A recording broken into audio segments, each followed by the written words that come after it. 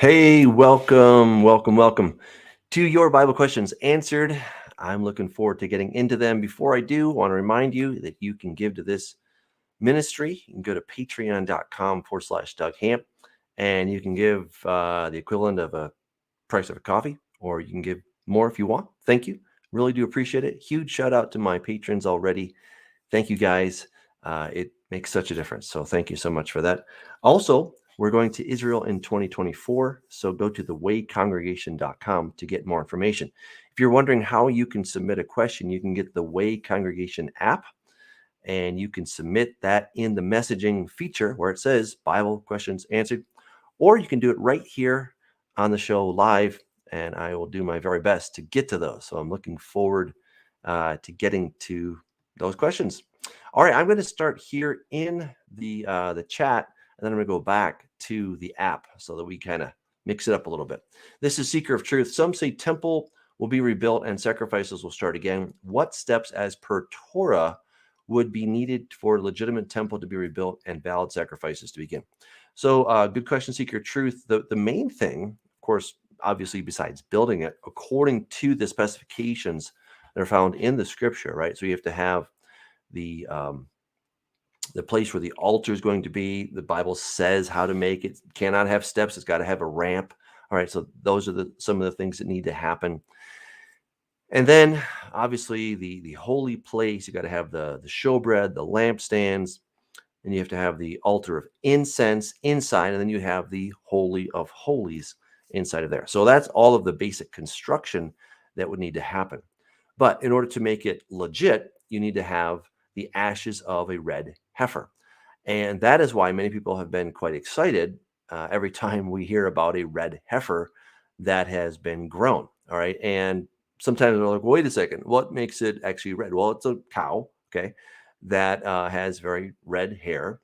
And the rabbis have kind of come to some basic formulas as to how much, I don't know, how red it really has to be. Can it have any white hairs? I mean, if it has one white hair, is it still considered red? Sure. Is it has two white hairs, three white hairs, right? So I think they've done a pretty good job of determining, well, this is still red enough. Okay. And I would tend to agree with them in those areas. And so we're looking for what we call a kosher red heifer. In other words, one that meets the biblical criteria of what is red without being just a little bit too white. All right. And once you have that, and then of course you have a temple, then you would need to sacrifice that heifer, burn it, right? And then take the ashes, and then you use the ashes for the dedication of the temple. So that is what is necessary for there to be a temple. Now, the Temple Institute in Jerusalem has also spent a lot of time and a lot of money in figuring out, what they would need to have, all the vestments, the utensils, right? So they've already done a huge amount of work. I think that, let's say they got the green light tomorrow.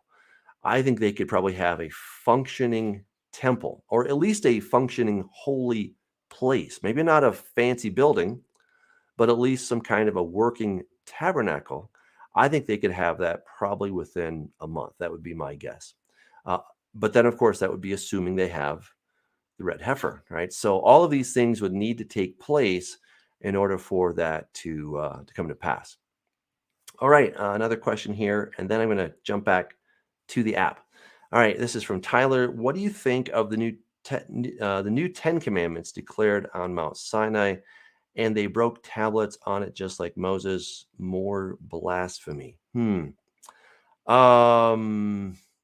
I think I'm not quite following what you're saying there, Tyler. Declared on Mount Sinai. So I'm only aware of the 10 Commandments that were spoken on Mount Sinai. I don't know of any new 10 Commandments that were spoken on Mount Sinai. So, right, I mean, you shall have no other gods before me, right? Make no graven images, don't take my name in vain, keep the Sabbath, honor your parents, etc. Right? So those are the 10 Commandments as I know them. If you know of another set, maybe let me know. I sure hope there isn't. I think that's a great set of commandments. So I'm going to stick with that. All right, let me get to some of those questions now that we have in the app. Okay, this is from Legacy. This is about his work, and he says that he has an employee that does great work, but she is very much into what's the word here? Sorry, I'm looking. There's a particular word, ancestral worship. So, and he says it has negatively influenced our work environment. So, uh, the question here currently with her employed here, it seems like that's all they talk about. Question: what should I do? Um, well, that is of course a challenging question. Legacy. I think part of it's going to determine what the laws are in the land regarding that. But I think you could just sit down, maybe not so much as, hey, I'm your boss, I'm about to fire you unless you do what I tell you, but more as, sort of a peer to peer and say, I don't feel comfortable with some of the things that you're doing regarding this ancestral worship. It makes me feel uncomfortable. I believe it's bringing a negative environment, negative impact or influence to our work environment. And I would like to sit down and talk with you and see how we could resolve this.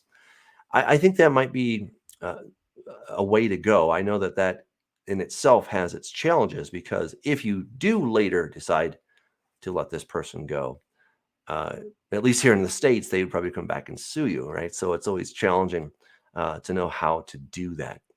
But, maybe, again, I don't know how much you've actually talked with this woman about this ancestral worship, but maybe ask her, what does this really mean to you? Could it be that maybe is there maybe some confusion on your part? Maybe is it? I mean, again, I don't know the situation, so I don't want to speak into it and say things that I just don't know. Okay, but I'm trying to just kind of speculate and help a little bit as much as I can. Is it really worshiping, like bowing down to and seeking their succor of these ancient people, or is it more of a, hey, I had some cool relatives and I'm really glad that they were around? Is that what it is? Or is it that they're praying to these people and they're hoping that the dead will somehow answer them and help them in today's world? So, first of all, I guess I would want to figure out what exactly is it that they're believing.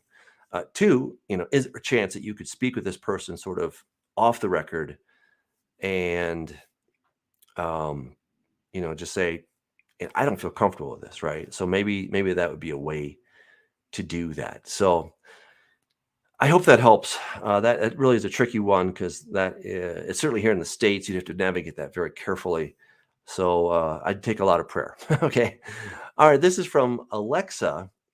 Hi, Doug. Have you heard of the theory that Song of Solomon was written by Solomon about the Queen of Sheba, specifically the first chapter referencing her hairy legs, which she was known for? I was wondering your thoughts about this. Thank you so much for sharing your knowledge.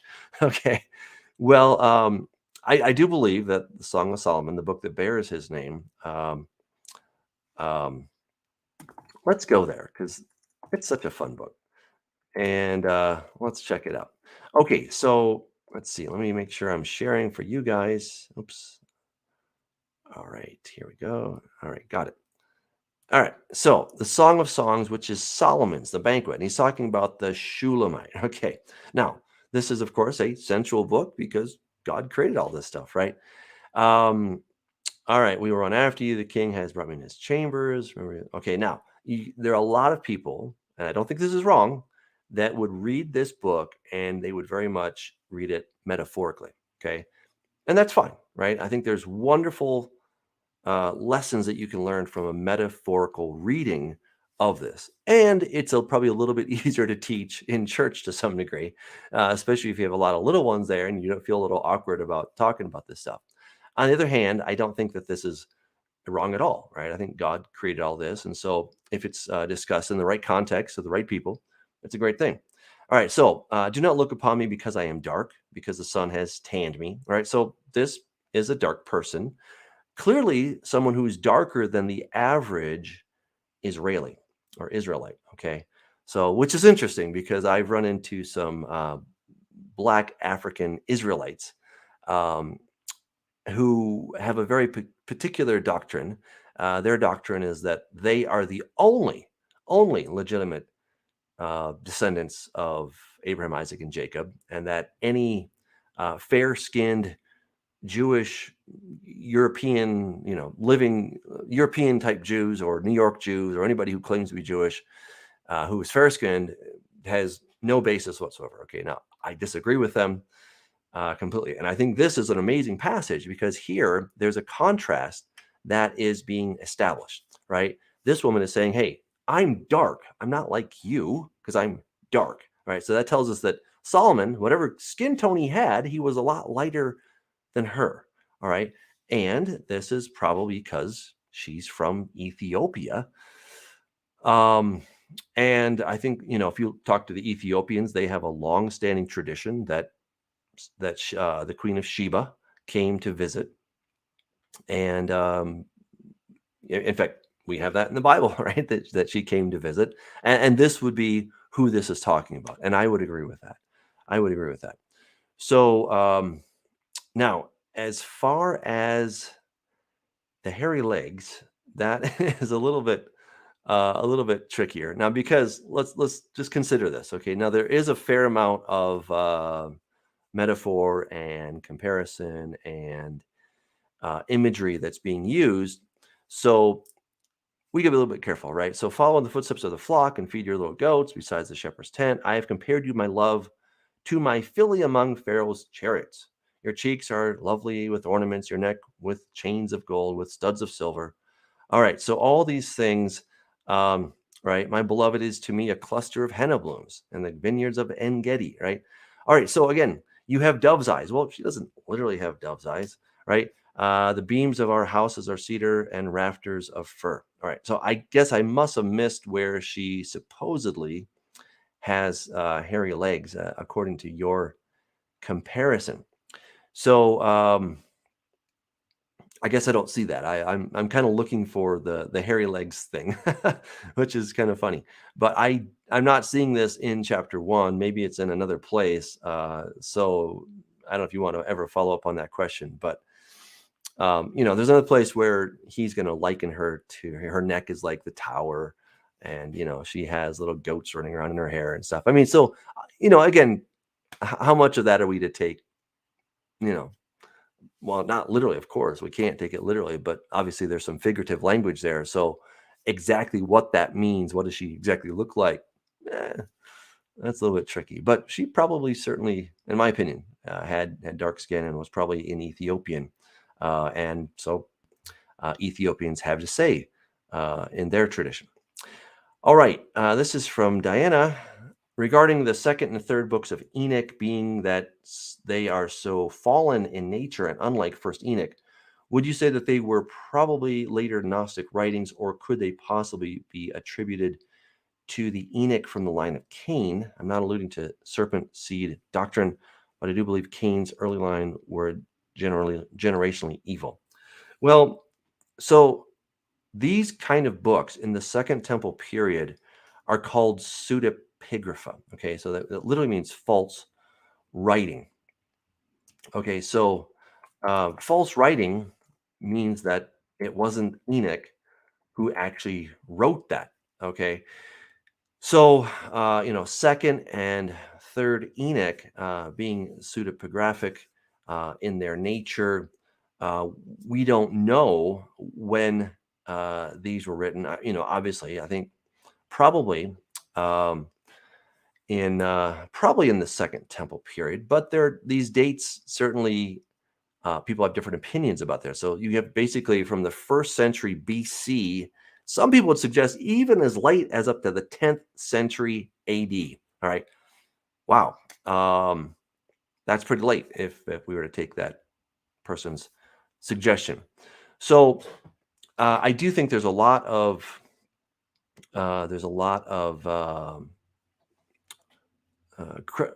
more credibility for the book of First Enoch. Second and third, I don't put too much stock in them.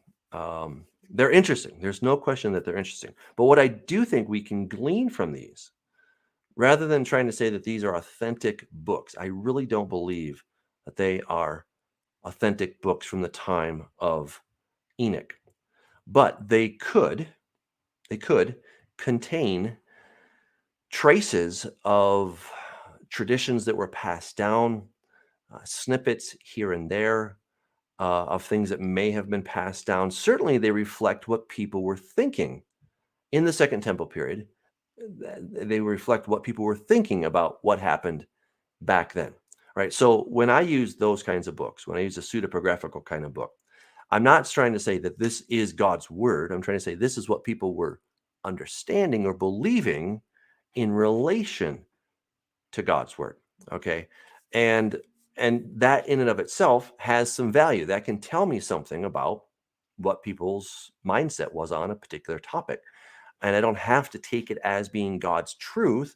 I simply take it as being this is what they thought. All right.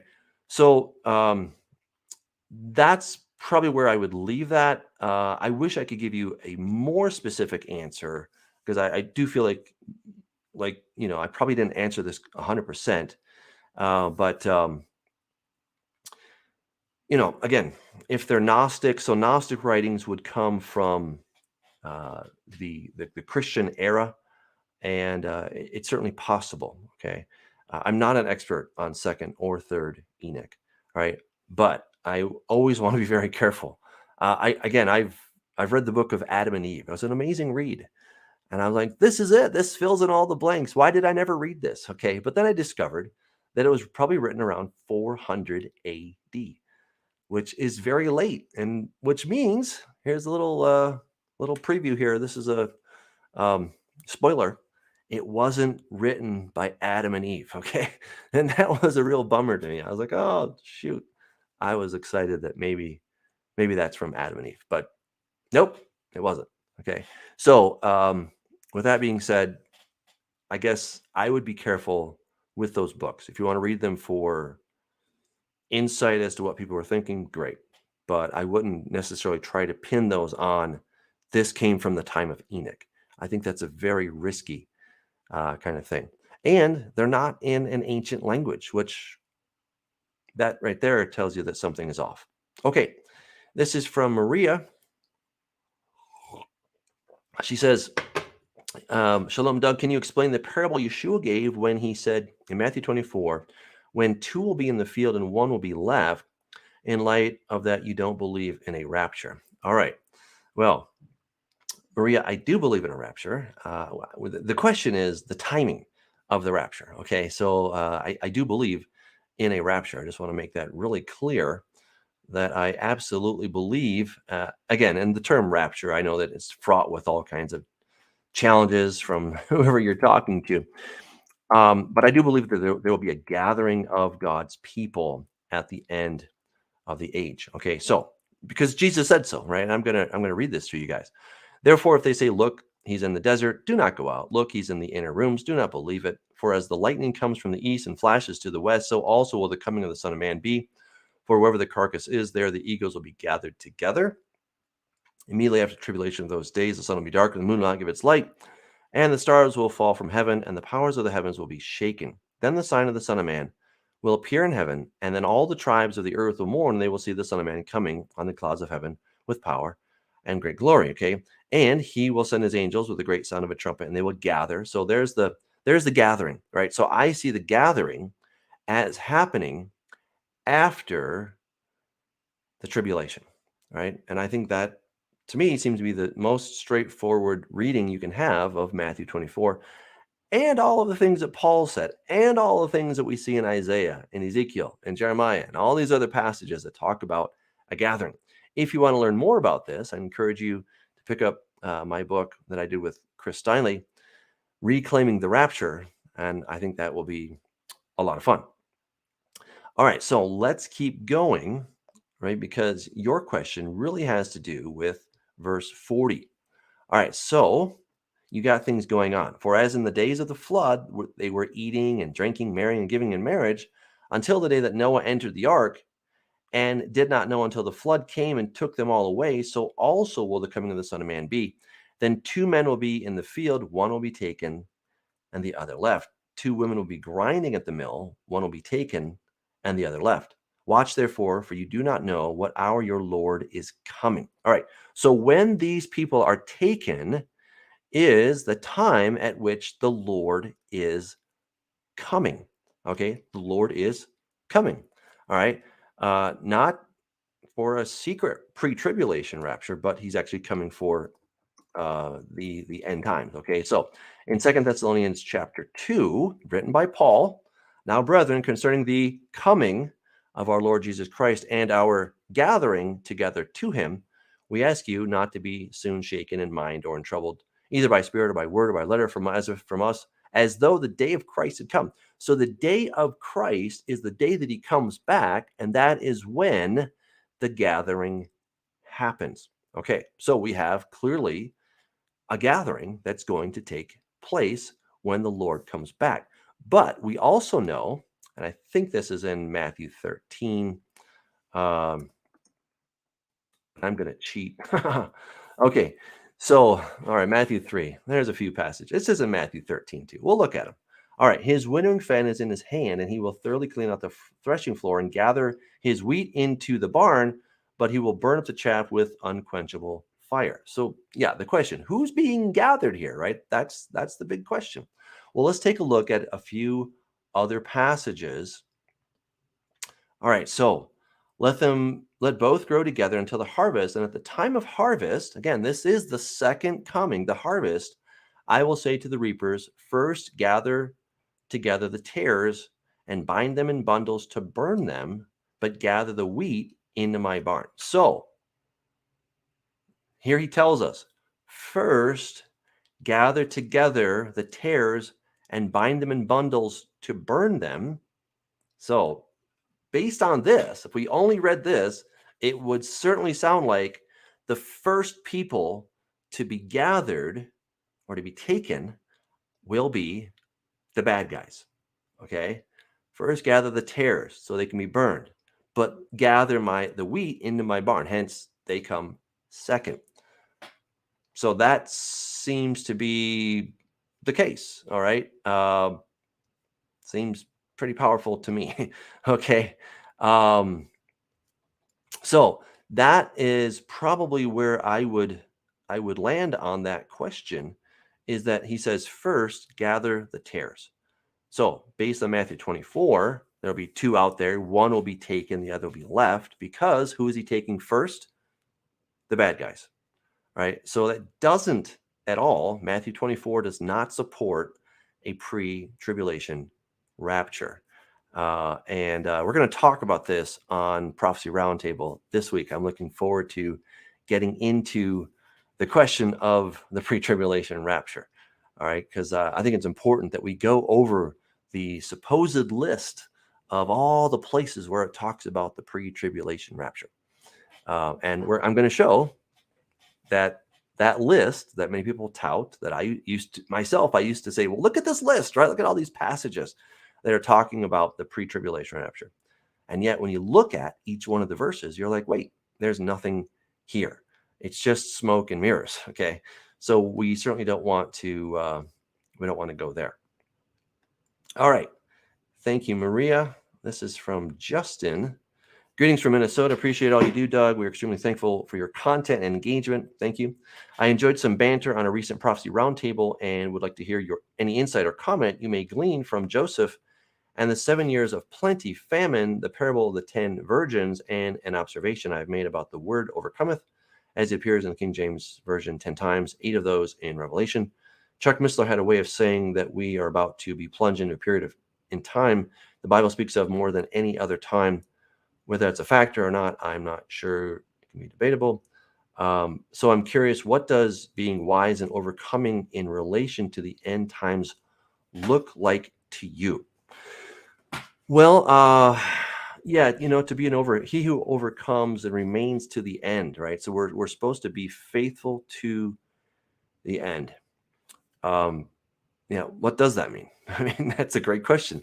Okay, if the end times are upon us, well, first of all, it means that I'm not going to deny my faith. I'm not going to use my lips to deny my Lord.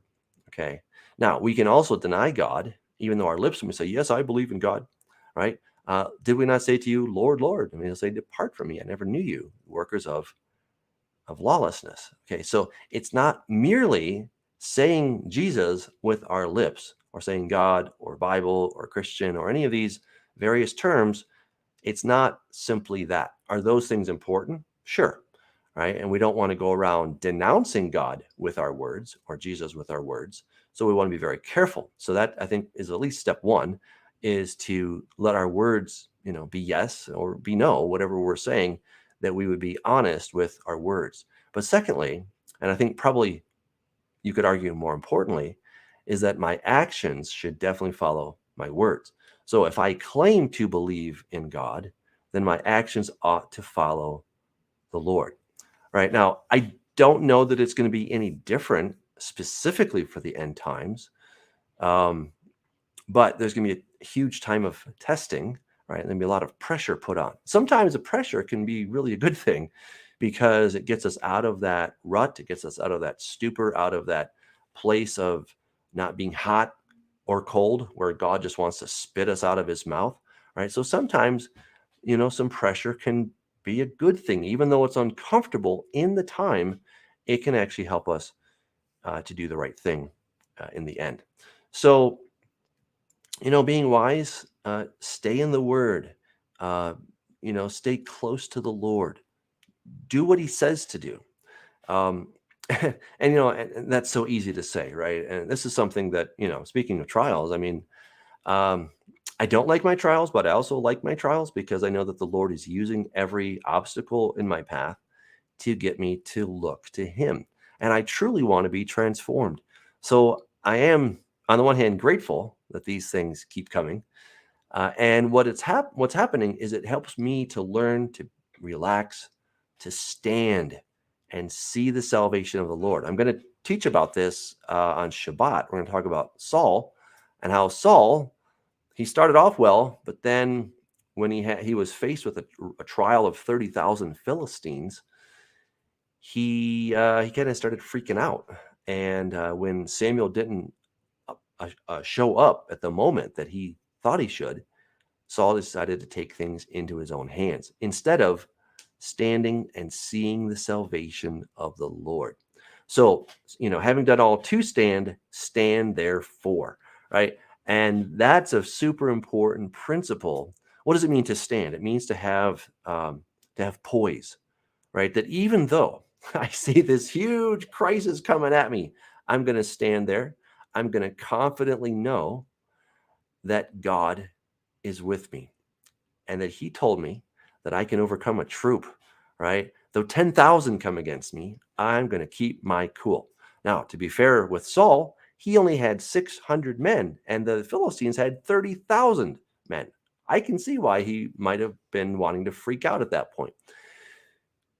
But of course, he shouldn't. And I'll have to leave the rest of that for my sermon on Saturday. So, I would say just being faithful to the Lord, staying true to what he's called us to do is probably the most important thing. All right. This is from Brenda. When Yeshua turned the water into wine, is that the same kind of wine as we drink today? That is to say, is the alcohol content the same, or did they ferment it differently? I have heard that it was unfermented grape juice. All right. Good question, Brenda. I want us to go to the passage in John. All right, so this is in John chapter 2, right? This is where he does his first miracle. All right, so let's check this out. All right, and the quick answer is no, it was not grape juice. Okay, that wasn't even invented until Welch came up with Welch's grape juice, right? Because that was a process of pasteurization that had not been invented. So every grape juice, whenever time you press the grapes, they automatically started to turn into wine. That's just the way it was. It took maybe 3 weeks for it to be completely wine. Okay, so they have no wine. All right, so I think you guys know the story. Fill the water pots with water. They fill them to the brim. Now draw some out and take it to the master of the feast. All right, so let's let the master of the feast decide whether this is real wine or if it's grape juice. Okay, we'll go with whatever he says. When the master of the feast had tasted the water that was made wine, and did not know where it came from, but the servants who had drawn the water knew, the master of the feast called the bridegroom.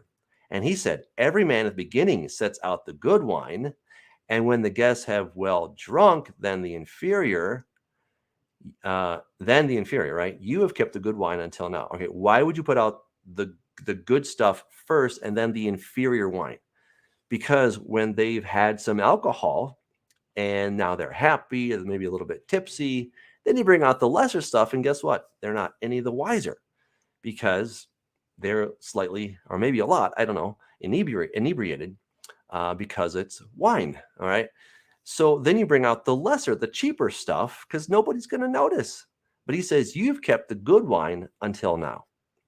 So the master of the feast, he knows a good wine when he tastes it. And he's saying, this is the best, right? I would have expected you to bring this at the first, but you brought the best stuff. You kept the good stuff until now.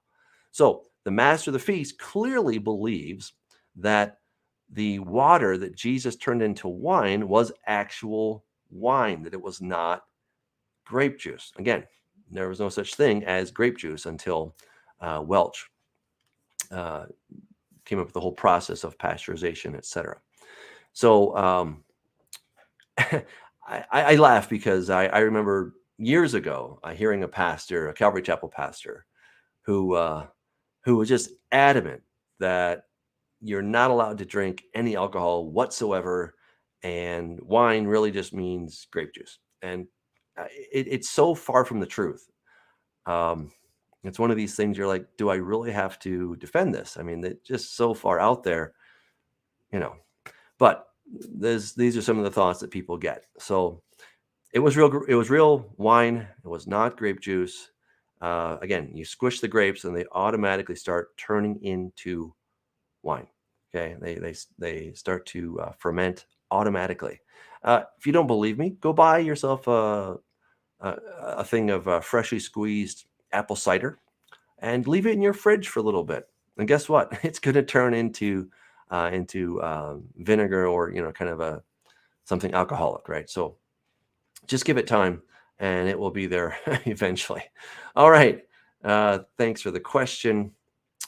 All right, this is from Diana. Would you discuss the taking of communion? How often should we do this?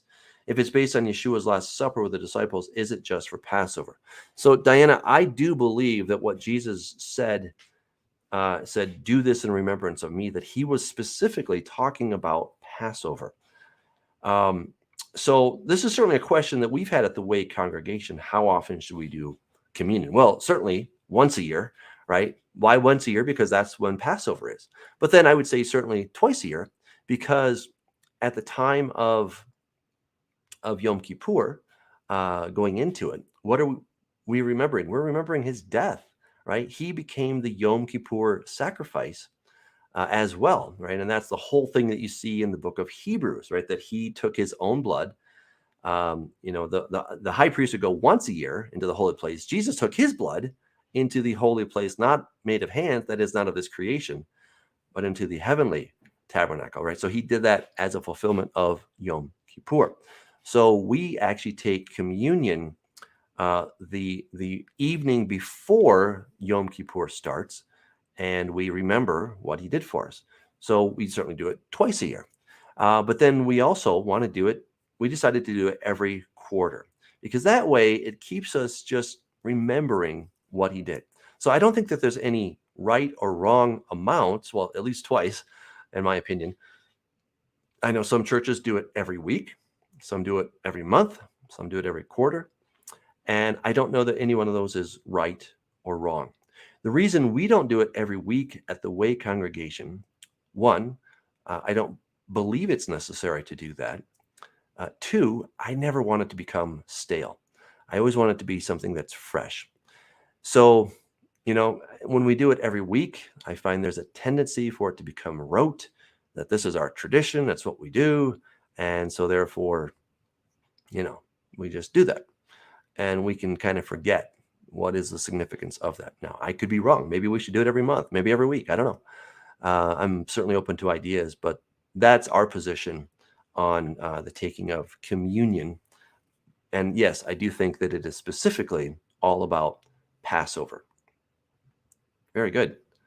This is from Justin. Over the years, I found this incredibly helpful. It's a timeline map with verses. So if anybody wants to look at that, it is on the app. You can check that out. Okay, Jamie, do you think there's any validity to the gap theory that would have occurred between Genesis 1:1 and 1:2 with the fall of Satan? Jamie, I do not.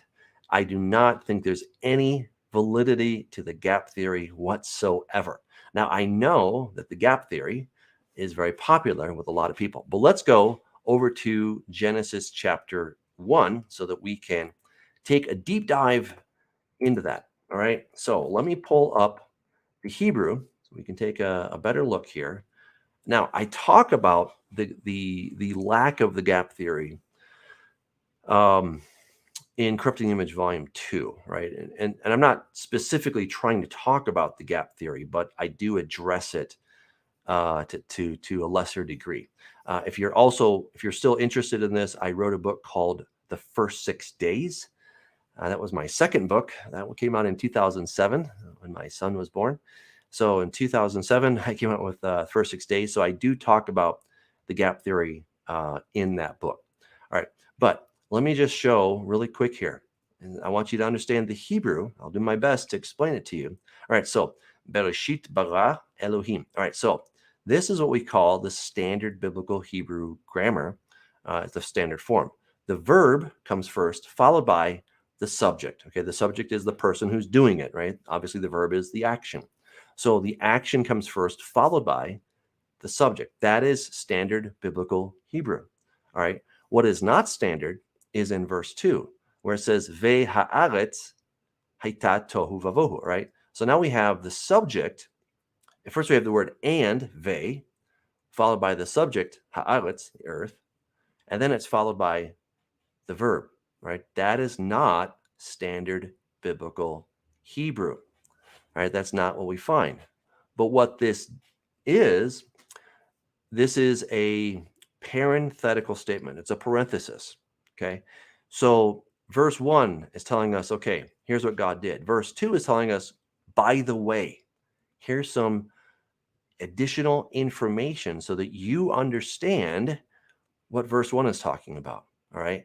So when it says in the beginning, God created the heavens and the earth, by the way, the earth was without form and void. All right. So when he created the earth in verse 1, it's not the ball of dirt that we're sitting on today.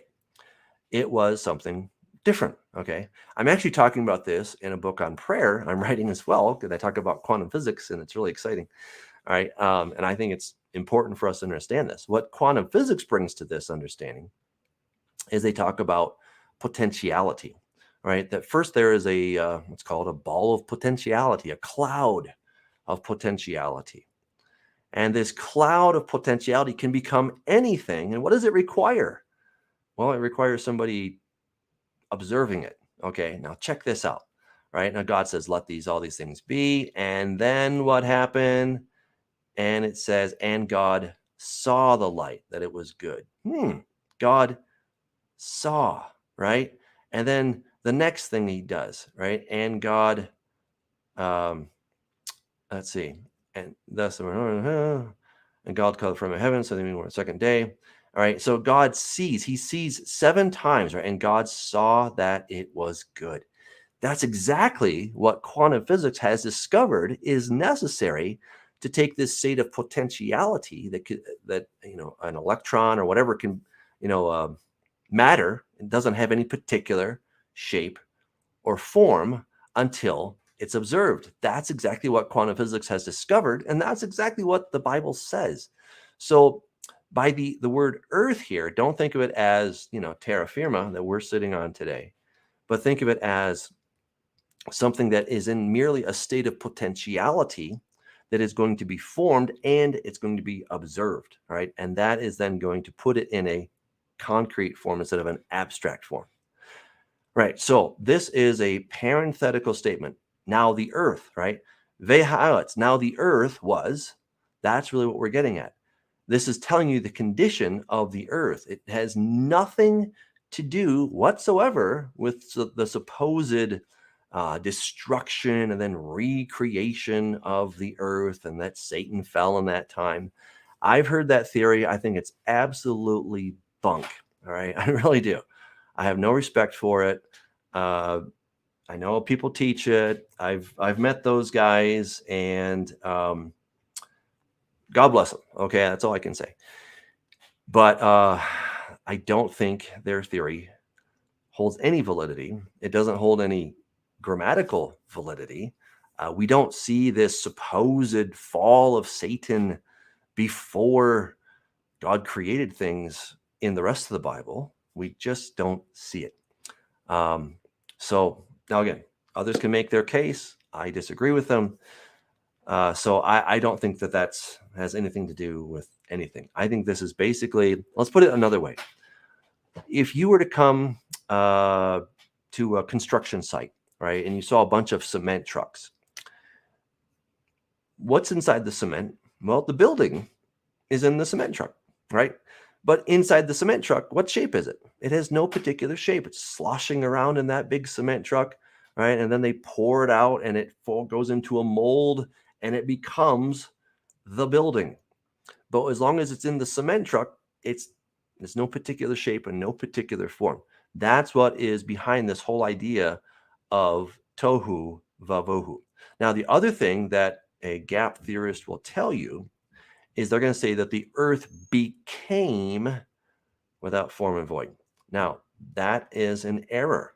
That would be the nephal of the word to be, and there is such a form. It's not very common, but it is in the Bible.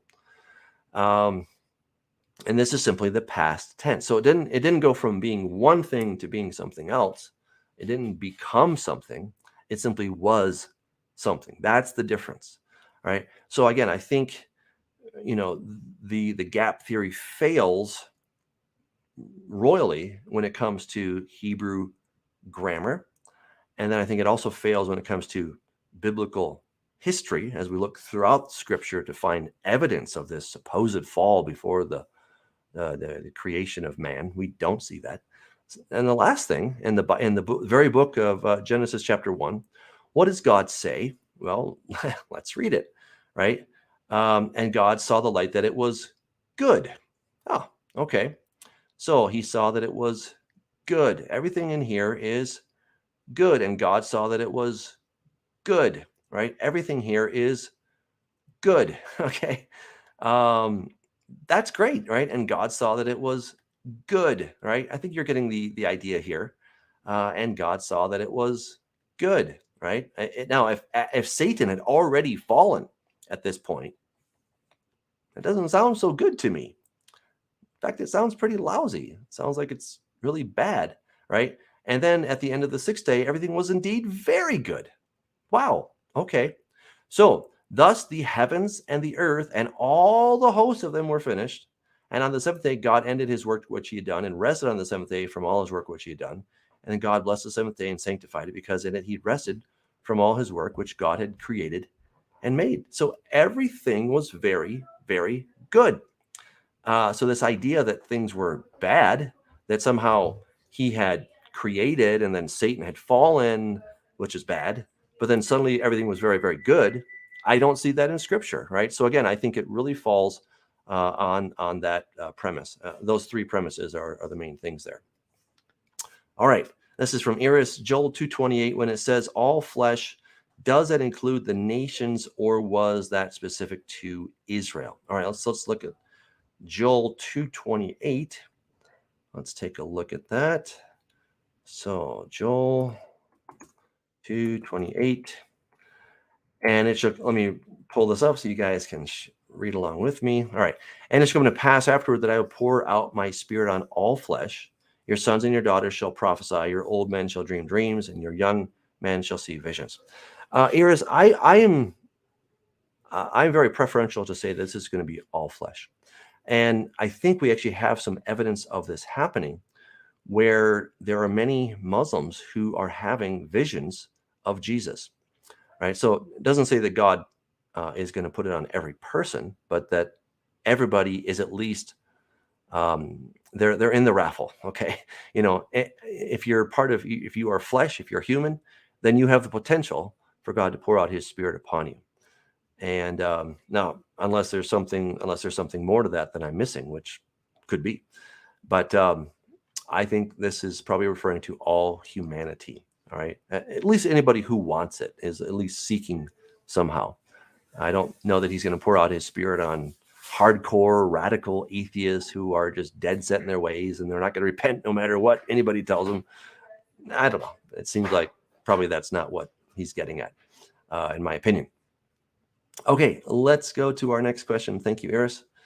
Another question from Iris. What is the difference between the law of Moses and the law of God? How do we know what still applies today from the law, and was Adam given the law? Okay, so that's a great one. I actually did an entire presentation on this, and I thought I put it on YouTube somewhere. I can't remember where though. All right, so let me share some of the key passages. These the law of Moses is the law of God, right? So let me share some of those thoughts so that let's see here. Okay. All right. So actually, I'm going to pull this up so you guys can see this. I think that would be probably the best way to go about that. And then you can see it because I got a whole bunch of verses and I could just share these. I already got them in a PowerPoint. Here we go. Okay. All right. So Abraham obeyed my voice, kept my charge, my commandments, my statutes, my laws, my Torah. All right. So clearly God was giving those to Abraham. Heed the voice of the Lord your God. Do what is right in His sight. Give ear to His commandments and all His statutes. Moses is saying that before God spoke on Mount Sinai. Also in Exodus 16, again, before God spoke on Mount Sinai, the Lord said to Moses, how long do you refuse to keep my commandments, my laws, my Torah, right? Notice here, this is what Moses is saying. He's telling his father-in-law, I make known the statutes of God and His laws. All right. So then we have in Nehemiah, you also came down on Mount Sinai and spoke with them from heaven and gave them just ordinances and true laws, good statutes and commandments. You made known to them your holy Sabbath and commanded them precepts, statutes, and laws by the hand of Moses, your servant. So the whole idea that Moses had some laws, I think, is really a complete misnomer. Moses himself didn't have any laws. Moses was simply communicating what God's laws were, right? And there's so many other verses that I could point to. Let me just take a moment. I've got so many. Okay, here's a question, right? This is answering your question. What about Adam? Well, we don't have any record that God spoke the laws to Adam. We don't have that. But let's think about this for a second. God's laws don't change. They were same in the Garden of Eden. Adam and Eve violated many laws that were maybe not yet revealed when they disobeyed. So they placed either Satan or themselves as gods before Yehovah, right? So don't have any other gods. They believed a slanderous report of God by Satan, so they took God's name in vain. They dishonored their father. They broke number 5. They enacted their own death and their descendants. That's murder. That's number 6. They took something prohibited. That's called stealing. Okay. They bore false witness against God. That's number 9. And they coveted something that wasn't there. So they broke at least these commandments. Maybe we could argue they broke all the commandments. I don't know. But they at least broke these commandments, even though maybe God had not yet spoken them or codified them or formalized these laws. They were still laws that are true, right? And that's what makes something a law, is that it's true, right? And that's why laws are immutable. At least God's laws are immutable because they are true. They're reality of how the world is. And that's how that works. Okay, so the law of God is the law of Moses. There really is no difference. These are the statutes and judgments and laws which the Lord made between Himself and the children of Israel on Mount Sinai by the hand of Moses. These are the commands which the Lord commanded Moses, right? And again, so many. I don't want to beat this dead horse here, but there's so many, the commandments of the judgments which the Lord commanded by the hand of Moses, right? So there's so many where Moses is not the author of these things. He's the communicator of these things. He helped to write them down. He helped to pass them on to the people, but their origin was from God himself. Okay, great, fantastic. That was an excellent question. All right, let me get to the other remaining questions here. Let's see. So this is from, let's see, let me come back to that. All right, this is from Mark. Is there a difference between the first day of unleavened bread in Exodus 12 versus Leviticus 23? Mark, I'm not sure if there's a difference. I don't think there's a difference. So maybe you have to suggest if there's something more to kind of spark my memory, if there's something else I'm supposed to know about that. Okay, this is from Christy Coates. Doug, please research a summit that was during the week of the blasphemy of the new 10 Commandments on Mount Sinai by the Pope and other religious leaders. Okay, I had a feeling maybe that was what was going on. I've not looked into that. I've only heard about it. So, well, I guess if there's, let's see, new 10 Commandments. Let me just look it up. And then we can kind of go from there. Let's see. I'm not aware. And I will say this is that we, well, let me see. Let me just see what the supposed 10 Commandments are. That would probably be the easiest. I'm looking at an article. It doesn't seem to be giving me. This is Jerusalem Post. They are not identifying. Let's see here. Yeah, I don't see what those are, except, be good to the earth. Yeah, I just I can't comment because I don't know enough about him at the moment. So sorry about that. Okay, but if somebody has a link, go ahead and put it in the chat, and I will take a look at that. Not a video, but like where I can actually see what these are listed as. So there we go. Okay, this is from Mark. Leviticus 23 first day is a V15, and Exodus 12 a V14. Mark, I don't really get into the numbers. I think we can go back and forth, in my humble opinion, about all that different stuff. Yeah, well, I would encourage you to look into how the rabbis address such differences, because I'm sure that they have noticed if there's a difference and what they've done about it. They might have just put them both together to solve any problems, and that's probably what I would do too. I would probably harmonize them and just go with that. Okay, so this is David. The Pope wrote 10 new commandments, new 10 commandments of climate change with global religious leaders on the Catholic Mount Sinai believed the old needed an update. Well, I really doubt that the Pope is against the 10 commandments in the Bible. To whatever his remarks were, he's probably trying to get some people's reaction to say, hey, we need another 10 commandments regarding climate change. But I highly doubt that he's suddenly against the actual 10 commandments. So I guess I would be very careful. I'd be a little cautious about suggesting that he's getting rid of the original 10 commandments, because I think that would be absolutely antithetical to the Catholic faith. I just don't think that's what he would have been talking about. But so I'd encourage more investigation on that topic. Okay, this is from Lewis. Please explain the New Testament verse, since it enters not his heart but his stomach and is expelled.